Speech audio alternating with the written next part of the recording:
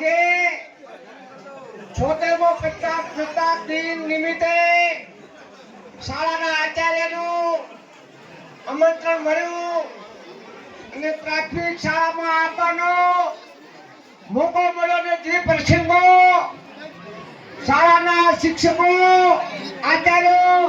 આચાર્યશ્રી અને બહેનો વર્ગ મારફતે જે બાળકોને તાલીમ આપી અને કરવામાં આવ્યો એનો અનહદ એટલે જેની હદ નથી એવો આનંદ મળ્યો છે. એટલે ધન્યવાદ આપું છું આ શિક્ષકોને. અમારા લાયક નાના મોટો સરપંચ પણ ઉત્સાહી છે, યુવાન છે અને પોતાની બધાની ફરજ છે.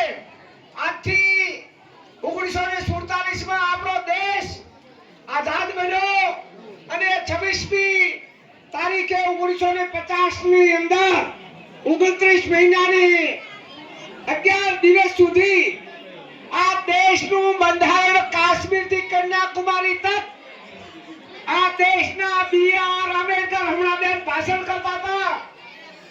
એ ડોક્ટર બી.આર. આંબેડકર એક દલિત સમાજમાં જન્મ લઈ વિદેશમાં જાય 12 એટલોની ડિગ્રી મેળવી 1947 માં આઝાદ થયેલો દેશ ને ચલાવવા માટે જે બંધારણનું ભગીરથ કાર્ય કર્યું છે તે બી.આર. આંબેડકરે 29 મહિનાને 11 દિવસની અંદર 1950 માં 26મી જાન્યુઆરીએ આ બંધારણ અમલમાં આવ્યું. એટલે પ્રજાસત્તાક દિન તરીકે આપણે એને ઉજવીએ છીએ. મારે બે વાતો કરવી છે, બે વાતો છોડવાની કરવી છે અને બે વાતો તમારે અમલ કરવાની કરવી છે. વ્યસન અને ફેશન છોડવાની વાત કરવી છે. એક વ્યસન છોડો અને ફેશન છોડો, બે વાત મારે આપની વિનંતી કરી અને છોડવાની વાત કરવી છે અને બે વાતનો અમલ કરવાની વાત કરવી છે. એક શિક્ષણ અને સંસ્કાર, શિક્ષણ અને સંસ્કાર બે વાતો હશે તો જીવનની અંદર તમે બેને વાત કરી કે દુનિયામાં શું ચાલે છે એ બધું ખબર પડી જશે.